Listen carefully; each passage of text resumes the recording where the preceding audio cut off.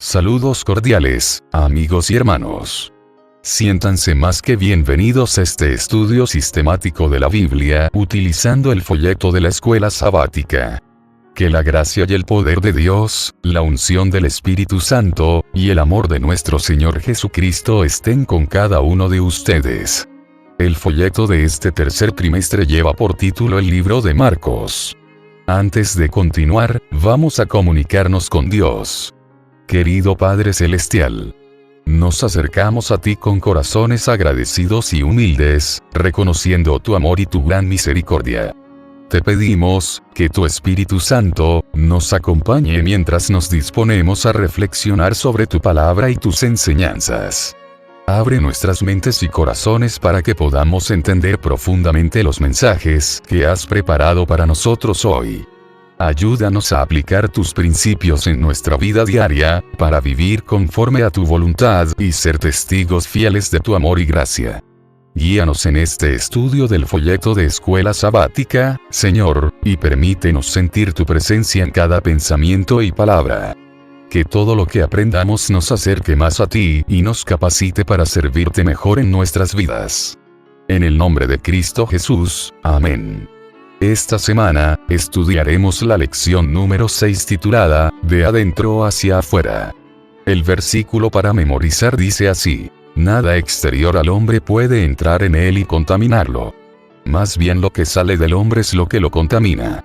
El Evangelio según San Marcos, en su capítulo 7, el versículo 15. Para hoy viernes, 9 de agosto, para estudiar y meditar. Leer los capítulos titulados La tradición, barreras quebrantadas y la verdadera señal en el libro El deseado de todas las gentes, de Elena de White, páginas 365 hasta el 384. Cuán difundido está, hoy como antaño, este pecado sutil y engañoso entre los seguidores de nuestro Señor. Cuán a menudo nuestro servicio para Cristo, y nuestra comunión entre unos y otros, quedan manchados por el secreto deseo de exaltar al yo. Cuán prestamente se manifiesta el pensamiento de adulación propia y el anhelo de la aprobación humana. Es el amor al yo, el deseo de un camino más fácil que el señalado por Dios, lo que induce a sustituir los preceptos divinos por las teorías y las tradiciones humanas. A sus propios discípulos se dirigen las palabras amonestadoras de Cristo: mirad, guardaos de la levadura de los fariseos. La religión de Cristo es la sinceridad misma. El celo por la gloria de Dios es el móvil implantado por el Espíritu Santo, y solo la obra eficaz del Espíritu puede implantar ese móvil. Únicamente el poder de Dios puede desterrar el egoísmo y la hipocresía. Este cambio es la señal de su obra. Cuando la fe que aceptamos destruye el egoísmo y la simulación, cuando nos induce a buscar la gloria de Dios y no la nuestra, podemos saber que es del debido carácter. Padre, glorifica tu nombre, fue el principio fundamental de la vida de Cristo. Y si lo seguimos, será el principio fundamental de nuestra vida. Nos ordena andar como Él anduvo. Y en esto sabemos que nosotros le conocemos, si guardamos sus mandamientos. Deseado de todas las gentes, páginas 382 y 383. Preguntas para dialogar.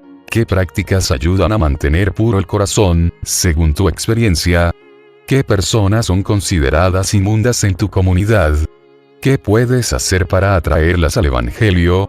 Reflexionen como clase acerca de qué pueden hacer para fomentar la difusión del Evangelio de maneras sencillas entre sus vecinos. Lean Marcos, capítulo 8, los versículos 1 hasta el 10, donde se narra la alimentación de los 4.000. ¿Qué diferencia produce en la interpretación de este pasaje el hecho de que la multitud era probablemente gentil, pagana? ¿Por qué no debería eso significar diferencia alguna? ¿Cómo podemos protegernos diligentemente del deseo innato que todos tenemos, como criaturas caídas, de exaltarnos a nosotros mismos? En estos momentos pasamos a los comentarios del espíritu de profecía referente a la lección de hoy, viernes 9 de agosto. Exaltada Jesús.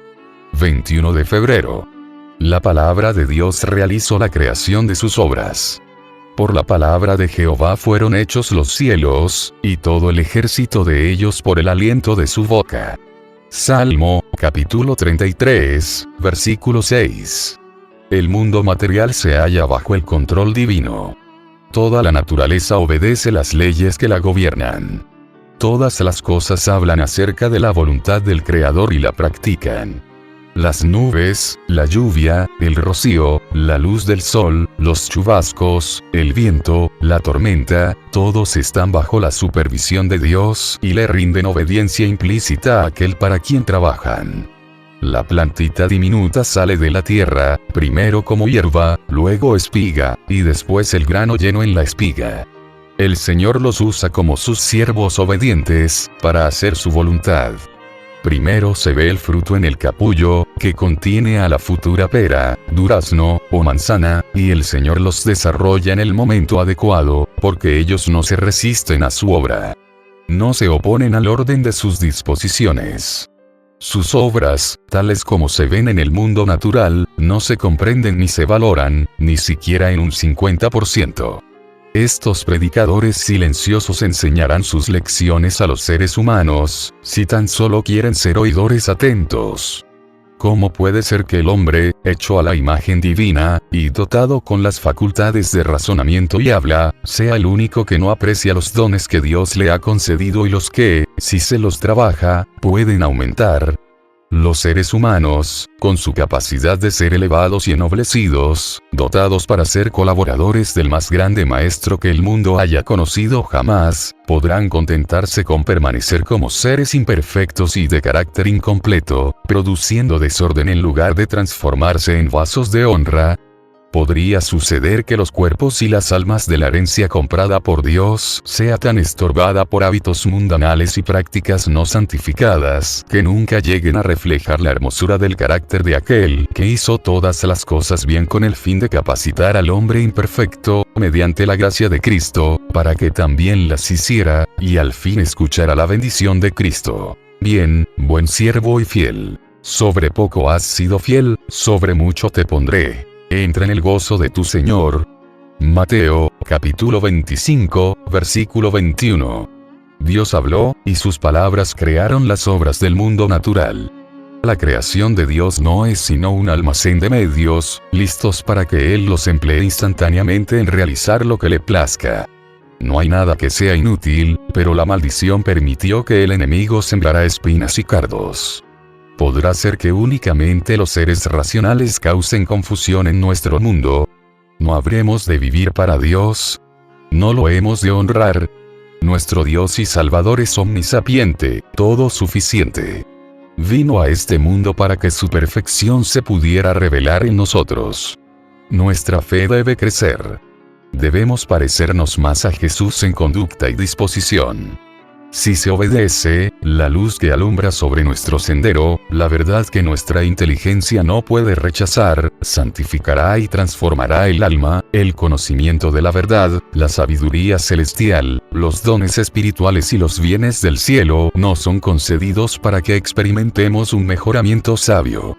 Carta 131, del año 1897. El deseado de todas las gentes. La verdadera señal. Y volviendo a salir de los términos de Tiro, vino por Sidón a la mar de Galilea, por mitad de los términos de Decápolis. En la región de Decápolis era donde los endemoniados de Gádara habían sido sanados.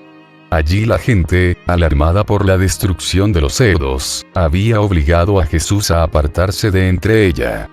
Pero había escuchado a los mensajeros que él dejara atrás, y se había despertado el deseo de verle. Cuando Jesús volvió a esa región, se reunió una muchedumbre en derredor de él y le trajeron a un hombre sordo y tartamudo. Jesús no sanó a ese hombre, como era su costumbre, por una sola palabra. Apartándole de la muchedumbre, puso sus dedos en sus oídos y tocó su lengua. Mirando al cielo, suspiró al pensar en los oídos que no querían abrirse a la verdad, en las lenguas que se negaban a reconocer al Redentor. A la orden. Sea abierto, le fue devuelta al hombre la facultad de hablar y, violando la recomendación de no contarlo a nadie, publicó por todas partes el relato de su curación. Jesús subió a una montaña y allí la muchedumbre acudió a él trayendo a sus enfermos y cojos y poniéndolos a sus pies. Él los sanaba a todos. Y la gente, pagana como era, glorificaba al Dios de Israel. Durante 3 días este gentío continuó rodeando al Salvador, durmiendo de noche al aire libre y de día agolpándose ávidamente para oír las palabras de Cristo y ver sus obras. Al fin de los 3 días, se habían agotado sus provisiones. Jesús no quería despedir a la gente hambrienta, e invitó a sus discípulos a que le diesen alimentos. Otra vez los discípulos manifestaron su incredulidad. En Betsaida habían visto cómo, con la bendición de Cristo, su pequeña provisión alcanzó para alimentar a la muchedumbre. Sin embargo, no trajeron ahora todo lo que tenían, ni confiaron en su poder de multiplicarlo en favor de las muchedumbres hambrientas. Además, los que Jesús había alimentado en Betsaida eran judíos. Estos eran gentiles y paganos. El prejuicio judío era todavía fuerte en el corazón de los discípulos, y respondieron a Jesús: ¿De dónde podrá alguien hartar a estos de pan aquí en el desierto? Pero, obedientes a su palabra, le trajeron lo que tenían: 7 panes y 2 peces. La muchedumbre fue alimentada, y sobraron 7 grandes cestos de fragmentos. 4.000 hombres, además de las mujeres y los niños, repararon así sus fuerzas, y Jesús los despidió llenos de alegría y gratitud. Luego, tomando un bote con sus discípulos, cruzó el lago hasta Magdala, en el extremo sur de la llanura de Genesaret. En la región de Tiro y Sidón, su ánimo había quedado confortado por la implícita confianza de la mujer sirofenisa. Los paganos de Decápolis le habían recibido con alegría. Ahora al desembarcar otra vez en Galilea, donde su poder se había manifestado de la manera más sorprendente, donde había efectuado la mayor parte de sus obras de misericordia y había difundido su enseñanza, fue recibido con incredulidad despectiva. Una diputación de fariseos había sido reforzada por representantes de los ricos y señoriales saduceos, el partido de los sacerdotes, los escépticos y aristócratas de la nación.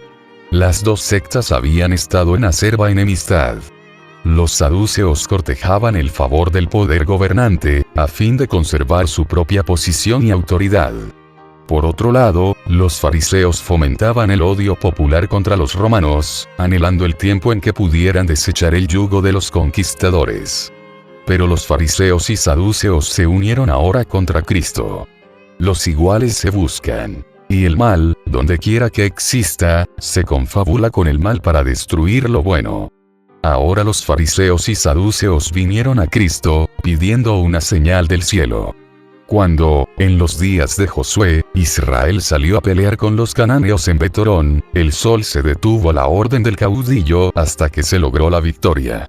Y muchos prodigios similares se habían manifestado en la historia de Israel. Exigieron a Jesús alguna señal parecida. Pero estas señales no eran lo que los judíos necesitaban. Ninguna simple evidencia externa podía beneficiarlos. Lo que necesitaban no era ilustración intelectual, sino renovación espiritual. Hipócritas, dijo Jesús, que sabéis hacer diferencia en la faz del cielo, pues estudiando el cielo podían predecir el tiempo. Y en las señales de los tiempos no podéis. Las palabras que Cristo pronunciaba con el poder del Espíritu Santo, que los convencía de pecado, eran la señal que Dios había dado para su salvación. Y habían sido dadas señales directas del cielo para atestiguar la misión de Cristo. El canto de los ángeles a los pastores, la estrella que guió a los magos, la paloma y la voz del cielo en ocasión de su bautismo, eran testimonios en su favor. Y gimiendo en su espíritu, dice: ¿por qué pide señal esta generación? Más señal no le será dada, sino la señal de Jonás profeta. Como Jonás había estado 3 días y 3 noches en el vientre de la ballena, Cristo había de pasar el mismo tiempo en el corazón de la tierra. Y como la predicación de Jonás era una señal para los habitantes de Nínive, la predicación de Cristo era una señal para su generación. Pero, qué contraste en la manera de recibir la palabra. Los habitantes de la gran ciudad pagana temblaron al oír la amonestación de Dios. Reyes y nobles se humillaron. Encumbrados y humildes juntos clamaron al Dios del cielo, y su misericordia les fue concedida. Los hombres de Nínive se levantarán en el juicio con esta generación, había dicho Cristo, y la condenarán, porque ellos se arrepintieron a la predicación de Jonás. Y he aquí más que Jonás en este lugar. Cada milagro que Cristo realizaba era una señal de su divinidad. Él estaba haciendo la obra que había sido predicha acerca del Mesías, pero para los fariseos estas obras de misericordia eran una ofensa positiva. Los dirigentes judíos miraban con despiadada indiferencia el sufrimiento humano. En muchos casos, su egoísmo y opresión habían causado la aflicción que Cristo aliviaba. Así que sus milagros les eran un reproche. Lo que indujo a los judíos a rechazar la obra del Salvador era la más alta evidencia de su carácter divino. El mayor significado de sus milagros se ve en el hecho de que eran para bendición de la humanidad. La más alta evidencia de que él provenía de Dios estriba en que su vida revelaba el carácter de Dios. Hacía las obras y pronunciaba las palabras de Dios. Una vida tal es el mayor de todos los milagros. Cuando se presenta el mensaje de verdad en nuestra época, son muchos los que, como los judíos, claman: muéstrenos una señal. Realice un milagro. Cristo no ejecutó milagro a pedido de los fariseos. No hizo milagro en el desierto en respuesta a las insinuaciones de Satanás. No nos imparte poder para justificarnos a nosotros mismos o satisfacer las demandas de la incredulidad y el orgullo. Pero el Evangelio no queda sin una señal de su origen divino. ¿No es acaso un milagro que podamos libertarnos de la servidumbre de Satanás? La enemistad contra Satanás no es natural para el corazón humano, es implantada por la gracia de Dios. Cuando el que ha estado dominado por una voluntad terca y extraviada queda libertado y se entrega de todo corazón a la atracción de los agentes celestiales de Dios, se ha realizado un milagro. Así también ocurre cuando un hombre que ha estado bajo un engaño poderoso llega a comprender la verdad moral. Cada vez que un alma se convierte y aprende a amar a Dios y a guardar sus mandamientos, se cumple la promesa de Dios: y os daré corazón nuevo, y pondré espíritu nuevo dentro de vosotros. El cambio verificado en los corazones humanos, la transformación del carácter humano, es un milagro que revela a un Salvador que vive eternamente y obra para rescatar a las almas. Una vida consecuente en Cristo es un gran milagro. En la predicación de la palabra de Dios, la señal que debe manifestarse ahora y siempre es la presencia del Espíritu Santo para hacer de la palabra un poder regenerador para quienes la oyen. Tal es el testimonio que de la divina misión de su Hijo Dios da ante al mundo. Los que deseaban obtener una señal de Jesús habían endurecido de tal manera su corazón en la incredulidad que no discernían en el carácter de él la semejanza de Dios. No querían ver que su misión cumplía las Escrituras. En la parábola del rico y Lázaro, Jesús dijo a los fariseos: si no oyen a Moisés y a los profetas, tampoco se persuadirán, si alguno se levantaré de los muertos. Ninguna señal que se pudiese dar en el cielo o en la tierra los habría de beneficiar. Jesús, gimiendo en su espíritu, y apartándose del grupo de caviladores, volvió al barco con sus discípulos. En silencio pesaroso, cruzaron de nuevo el lago. No regresaron, sin embargo, al lugar que habían dejado, sino que se dirigieron hacia Betsaida, cerca de donde habían sido alimentados los 5,000. Al llegar a la orilla más alejada, Jesús dijo: mirad, y guardaos de la levadura de los fariseos y de los saduceos. Desde los tiempos de Moisés, los judíos habían tenido por costumbre apartar de sus casas toda levadura en ocasión de la Pascua, y así se les había enseñado a considerarla como una figura del pecado. Sin embargo, los discípulos no comprendieron a Jesús. En su repentina partida de Magdala, se habían olvidado de llevar pan, y tenían solo un pan consigo. Creyeron que Cristo se refería a esta circunstancia y les recomendaba no comprar pan a un fariseo o a un saduceo.